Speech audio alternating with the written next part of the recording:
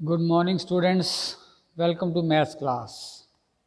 In the previous lecture, we have done 3 examples of Unit 12. Previous lecture में ही हमने Unit 12 start किया था, data handling, in which you have read what is data, how to organize the data, how to find the range of data, what is the formula of range, and how to calculate the arithmetic mean or simply mean. We have to find the formula to find the mean is sum of all observation divided by number of observation, and we have done 3 examples in which you have to find the mean of the data and range of data, and I think mean और range हमने निकाली थी.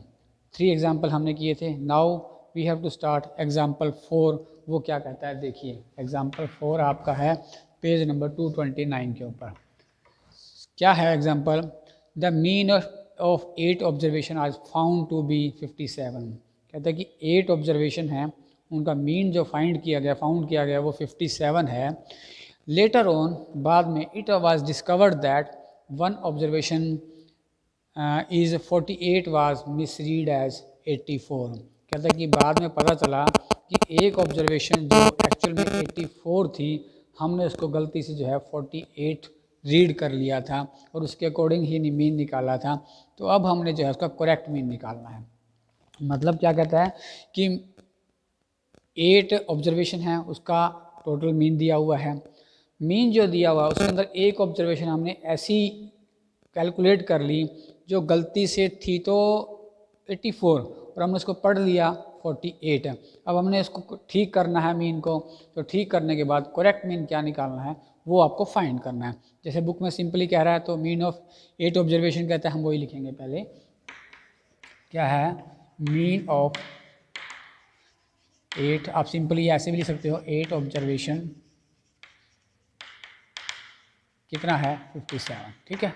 अब क्या निकालोगे पहले सम of 8 observation क्या आ जाएगा 57 इंटू 8. इसको 57 को 8 से मल्टीप्लाई करेंगे तो ये हमारा आ जाएगा 456. ठीक. अब वो कहता है कि जो आपने गलत पढ़ा सिंस 48 वाज मिसरीड एज 84, वही लिखेंगे आप. Since 48 was misread as 84 then क्या होगा misread as 84 the correct sum of then correct sum of 8 observation क्या आ जाएगा 48 456 हमने टोटल निकाला है, उसमें से पढ़ा क्या गया 84 पढ़ा गया. वो गलती से वो निकाल देंगे और पढ़ना क्या था 48 था. तो मतलब 456 में से 84 जो हमने पढ़ा गया उसको माइनस कर देंगे और जो पढ़ना है 48 वो ऐड कर देंगे. तो इसका आ जाएगा 420. आपका ये आ जाएगा मीन ऑफ जो है 8 ऑब्जर्वेशन का. ठीक है. मीन ऑफ कितना आ गया 8 ऑब्जर्वेशन का ये आ गया हमारे पास. मीन ऑफ 8 ऑब्जर्वेशन जो है करेक्ट मीन आपका मीन ऑफ 8 ऑब्जर्वेशन ये आ गया. ये सम क्या आ गया सम ऑफ 8 ऑब्जर्वेशन. अब ये आ करेक्ट सम. अब करेक्ट मीन क्या निकालेंगे. करेक्ट मीन जो है टोटल ऑब्जर्वेशन ये है sum of 8 observation and number of observation. 420 divide by 8. 420 को जो है 8 से डिवाइड कर देंगे तो 52.5 जो है हमारा करेक्ट मीन आपका आ जाएगा. ठीक है. सिंपली पहले तो क्या दिया हुआ है जितनी ऑब्जर्वेशन है उनका मीन दिया हुआ. फिर किसी को हमने किस ऑब्जर्वेशन को गलत पढ़ लिया, पढ़ना कुछ और था पढ़ कुछ और लिया.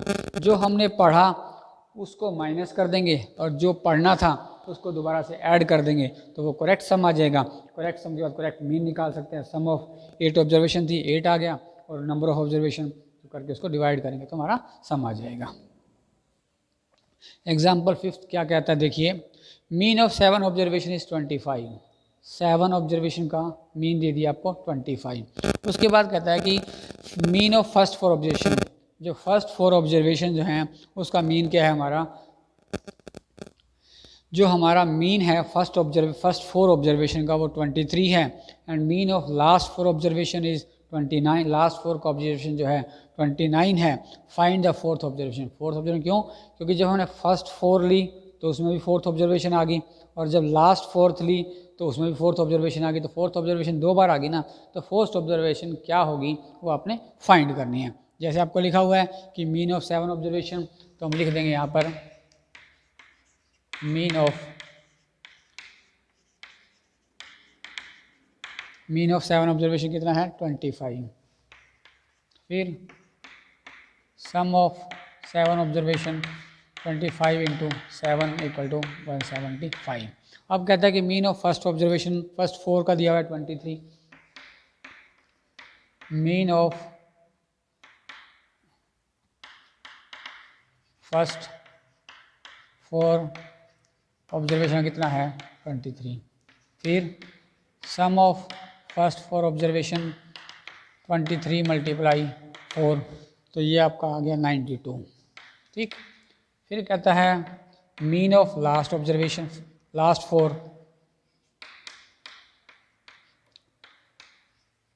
Mean of last 4 observation is 29। Sum of last 4 observation 29 को 4 से मल्टीप्लाई कर देंगे तो वो हमारा हो गया 116। अब टोटल 7 ऑब्जर्वेशन का मीन आ गया, सम आ गया। फिर फर्स्ट 4 ऑब्जर्वेशन थी उनका भी सम आ गया, लास्ट 4 ऑब्जर्वेशन थी उनका भी सम आ गया। तो इसमें बुक में जैसे लिखा कि फोर्थ ऑब्जर्वेशन अगर ट्वाइस, वो ये आप लिख दोगे फोर्थ ऑब्जर्वेशन अगर ट्वाइस, 2 बार आ गया आपका। ठीक है, तो द फोर्थ ऑब्जर्वेशन क्या बन जाएगी आपकी? द फोर्थ ऑब्जर्वेशन क्या बनेगी, कैसे निकालोगे? जो फर्स्ट 4 आई उनका सम, लास्ट 4 आई उनका सम, और जो टोटल ये 4 और 4 8 हो गए। ठीक है, लास्ट पर ये है 7 का ऑब्जर्वेशन, इसमें से हम माइनस कर देंगे। फर्स्ट 4 दोनों का 8 का ऑब्जर्वेशन आ गया, उसको माइनस किया तो हमने आ गया 33 जो है आपका, जो है फोर्थ ऑब्जर्वेशन क्या आ गई आपकी 33। मतलब 92 और 116 को ऐड करेंगे, ऐड करने से क्या आएगा 208 आएगा, उसको 175 से माइनस कर देंगे तो 33 जो है आपका फोर्थ ऑब्जर्वेशन थी वो क्या आ गई आपकी 33 आ गई। इस तरह से जो है हम ये फोर्थ ऑब्जर्वेशन निकालते हैं। जो ऑब्जर्वेशन रिपीट होती हैं उसको कैसे फाइंड करते हैं वो जो है हमने इस सब में किया। ठीक है, ये हमारे एग्जाम्पल थे आपके 5 एग्जाम्पल। अब हम जो है वर्कशीट 1 देखते हैं कि कैसे करनी है आपकी वर्कशीट। वर्कशीट 1 के अंदर तो first question, first second third fourth, ये फोर्थ क्वेश्चन तो ऐसे हैं जो हमने पहले इसके 3 एग्जाम्पल किए थे, फर्स्ट सेकंड थर्ड, बिल्कुल सेम वैसे ही एग्जाम्पल की तरह ही है। फोर्थ के 4 के 4 सम जिनको आपने किए भी होंगे, नहीं तो खुद ट्राई करना, सिर्फ कैलकुलेशन ही करनी है और उसमें रेंज निकालनी है। टॉलेस्ट सबसे बड़ा है, सबसे छोटा कौन सा है वो निकालना है, मीन निकालना है। कोई एक नया आ गया तो उसका करेक्ट मीन क्या बन जाएगा, कोई एक चला गया तो करेक्ट मीन क्या बन जाएगा। सेम फोर्थ क्वेश्चन में जो है 4 क्वेश्चन स्टार्टिंग के जो है फर्स्ट सेकंड थर्ड फोर्थ बिल्कुल वैसे ही हैं, आपने उनको खुद ट्राई किया होगा और आपने कर भी लिए होंगे। हम जो है अब आगे 5th क्वेश्चन से लेकर आगे के वो क्वेश्चन जो है उनको देखते हैं कि कैसे आपने किए, नहीं तो चेक करेंगे, हम कर रहे हैं उनको, आप उनसे चेक करके अपनी फेयर नोटबुक में उसको करेंगे। ठीक है, अब देखिए क्या है उसका। चलिए 5th क्वेश्चन है, वैसे तो 5th क्वेश्चन जो है 3rd एग्जाम्पल से मिलता जुलता है, फिर भी हम इसको कर रहे हैं। कहता है कि in a factory total number of worker are 25। Factory के अंदर टोटल वर्कर्स कितने हैं 25 हैं। Out of them the average monthly salary of 15 worker is 8500। जो 25 वर्कर्स हैं, जो उनमें से 15 वर्कर ऐसे हैं जिनकी मंथली सैलरी क्या है 2500 है, और उसके बाद 10 वर्कर 10 वर्कर्स उनके ऐसी हैं, उनकी एवरेज सैलरी कितनी है 9800 है। ठीक है, उसके बाद find the monthly average salary of all the 25, मैंने मंथली निकाले, मतलब पहले 15 वर्कर्स ऐसे हैं जिनकी मंथली सैलरी 8500 है, और लास्ट के 10 वर्कर ऐसे हैं जिनकी एवरेज सैलरी जो है 9800 है, और टोटल सैलरी जो है वो आपने उनकी निकालनी है। पहला क्या है, टोटल वर्कर्स कितने हैं हमारे पास, वो आप लिख सकते हैं यहाँ पर 25। ठीक है, फिर कहता है कि जो फर्स्ट 4 हैं आपकी उनकी एवरेज सैलरी है, एवरेज सैलरी ऑफ 15 वर्कर्स की कितनी है ₹8500। ठीक है, sum of salary of 15 workers की कितनी हो जाएगी, ₹8500 को 15 से मल्टीप्लाई कर देंगे और मल्टीप्लाई करने के बाद वो आएगा आपका 127,500। इतने रुपये जो है 15 वर्कर्स की सैलरी आ गई। फिर वो कहता है कि जो बाकी के 10 वर्कर बच गए उनकी एवरेज सैलरी जो है वो 9800 है। वही हम लिखते हैं एवरेज सैलरी ऑफ 10 वर्कर्स कितनी है, ₹9800। ठीक है। फिर sum of salary of 10 workers कितनी हो जाएगी, ₹9800 मल्टीप्लाई 10, तो मल्टीप्लाई करेंगे इसको 9800 और एक ज़ीरो ये आ जाएगी, तो ये आ गया। मतलब 15 वर्कर्स की ये सैलरी आ गई, 10 वर्कर्स की ये सैलरी आ गई, टोटल 15 की होगी। तो हम लिख सकते हैं सम ऑफ सैलरी ऑफ 25 वर्कर्स कितनी है, दोनों को ऐड कर देंगे, ₹127,500 प्लस ₹98,000। तो इसको हमने फाइंड किया तो ये आपका आ जाएगा 225500। ठीक है। ये जो आपकी 25 वर्कर्स की जो है टोटल सैलरी आ गई। अब एवरेज सैलरी निकालनी है 25 वर्कर की, वो हम निकाल सकते हैं।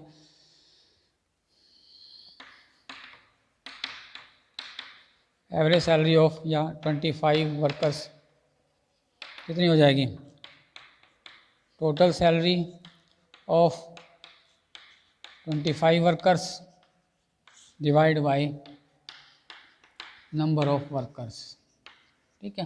टोटल सैलरी कितनी है 225500, टोटल नंबर ऑफ वर्कर कितने हैं 25, इसको डिवाइड करेंगे तो एवरेज सैलरी इसकी आ जाएगी 9020, मतलब ₹9020 जो है आपकी एक वर्कर की जो है एवरेज सैलरी आ गई।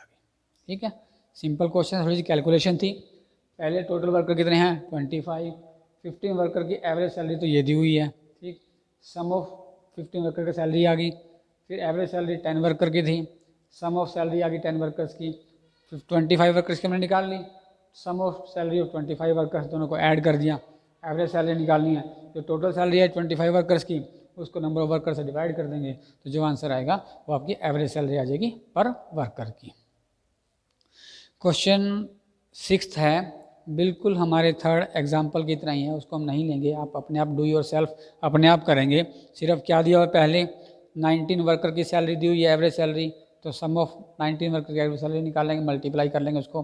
फिर सैलरी ऑफ मैनेजर वो दी हुई है, टोटल एम्प्लॉयज़ कितने हो गए 20 एम्प्लॉयज़ होगी, मैनेजर की और जो 19 वर्कर की सैलरी आई है उन दोनों को ऐड कर लोगे, हो गया कि सम ऑफ सैलरी ऑफ 20 एम्प्लॉयज़ 19 और 1 दोनों की ऐड कर दोगे, जो ऐड करके वो सम आ जाएगा।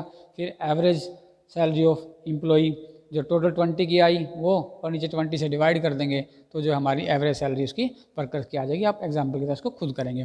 अब क्वेश्चन 7 है, the mean of 9 observation was found to be 35। 9 observation है, उनका मीन हमें पता लगा कि वो 35 है। Later on it was discovered that observation 81 was misread as 18। कहते हैं कि एक ऑब्जर्वेशन थी, उसको हमने पढ़ना तो 81 था और गलती से क्या पढ़ा गया, वो 18 पढ़ा गया। तो करेक्ट मीन हमने एग्जाम्पल किया था ऐसा, वैसे ही सिंपल है, हम वही लिखेंगे। Mean of 9 observation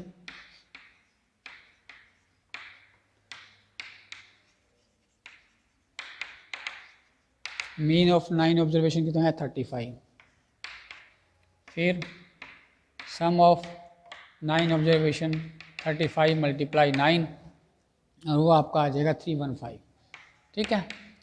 okay. उसके बाद कहता है कि सिंस 81 वाज मिसरीड एज 18, अब वही लिखोगे, since 81 was misread as 18, then क्या हो जाएगा, अब क्या निकालेंगे, correct sum of all observation निकालेंगे। Correct sum of all observation या 9 ऑब्जर्वेशन जो है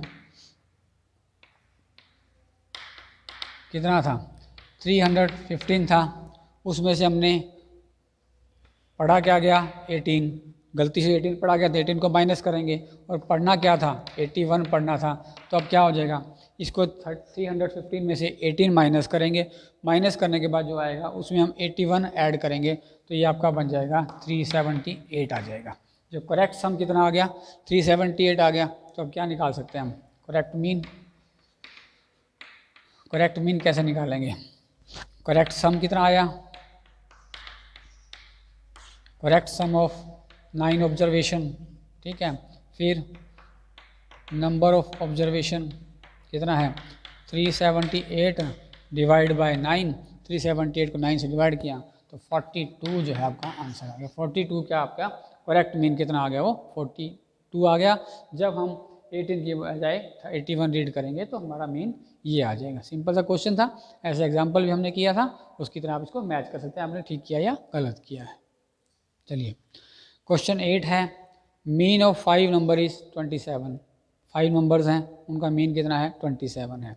इफ़ 1 नंबर इज एक्सक्लूडेड, एक नंबर जो एक्सक्लूड कर दिया गया, बाहर निकाल दिया गया, देयर मीन इज़ 25। बाहर निकालने के बाद जो नंबर बचे उनका मीन जो हो गया वो 25 हो गया आपका।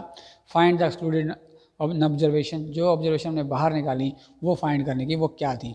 पहले वही कहता है कि मीन ऑफ 5 नंबर्स, अब भी वही लिखोगे, mean of 5 numbers, mean of 5 number is 27,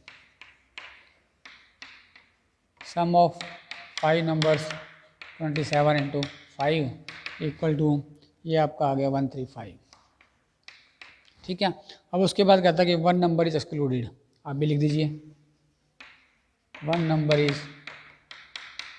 excluded. तो number of then number of observation कितनी हो जाएगी, नंबर ऑफ ऑब्जर्वेशन कितनी हो जाएंगी, पहले कितनी थी 5, एक निकल गई तो 4 बच गई आपकी। अब कहता है कि 4 ऑब्जर्वेशन का मीन कितना दिया हुआ है 25 दिया हुआ है। Mean of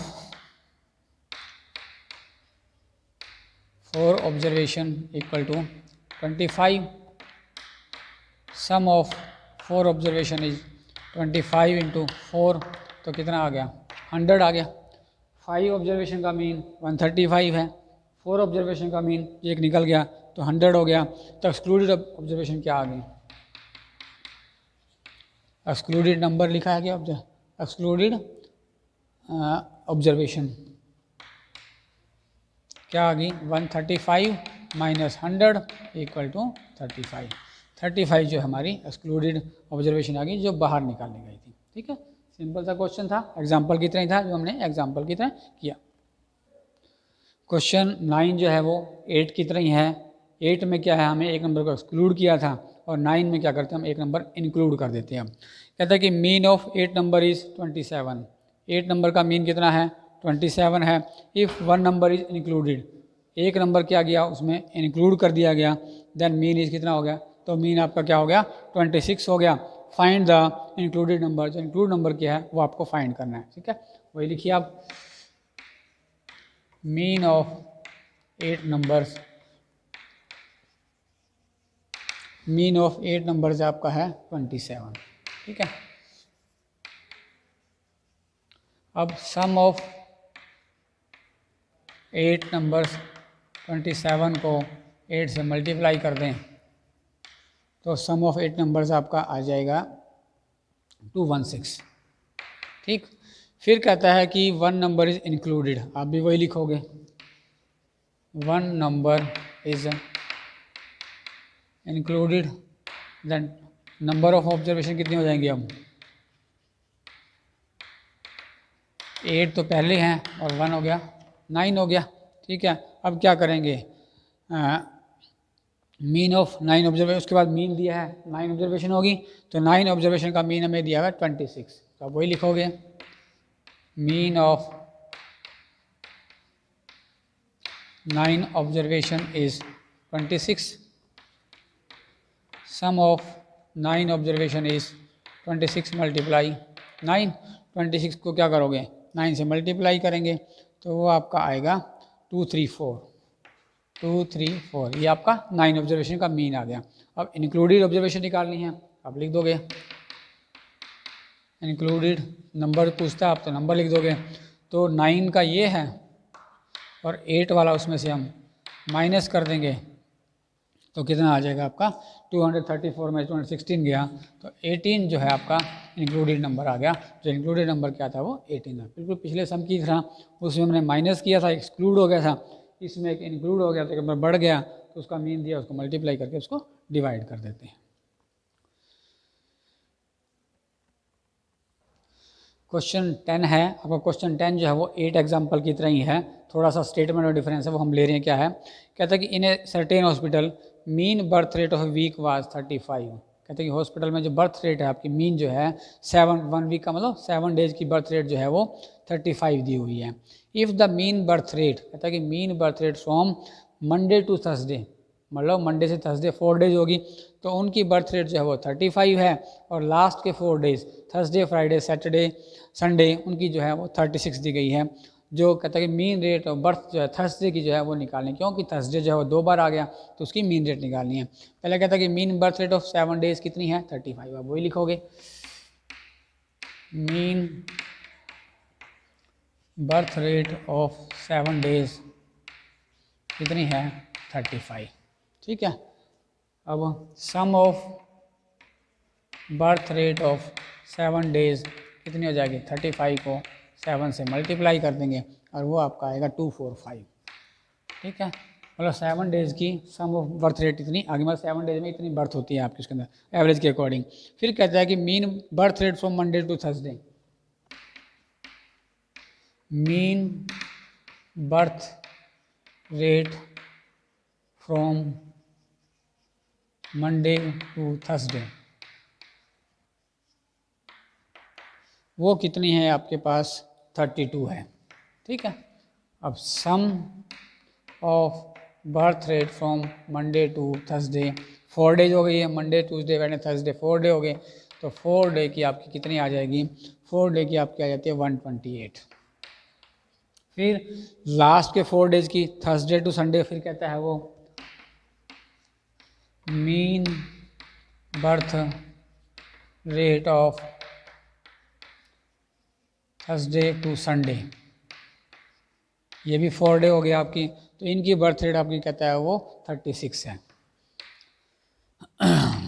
some of birth rate of Thursday to Sunday वो कितनी हो जाएगी, ये भी 4 डे हैं, इसको भी 4 से मल्टीप्लाई करेंगे, इसको भी 4 से मल्टीप्लाई करेंगे, तो ये आपकी बर्थ रेट आ जाएगी 144। ठीक है, अब टोटल 7 डेज की बर्थ रेट आ गई 244, और फर्स्ट 4 डेज की बर्थ रेट 128, लास्ट 4 डेज की बर्थ रेट 144। तो नंबर ऑफ बर्थ रेट कितनी है, बर्थ रेट ऑन थर्सडे, वही पूछता है ना, number of birth on Thursday, आप वही लिखोगे, number of birth rate on Thursday.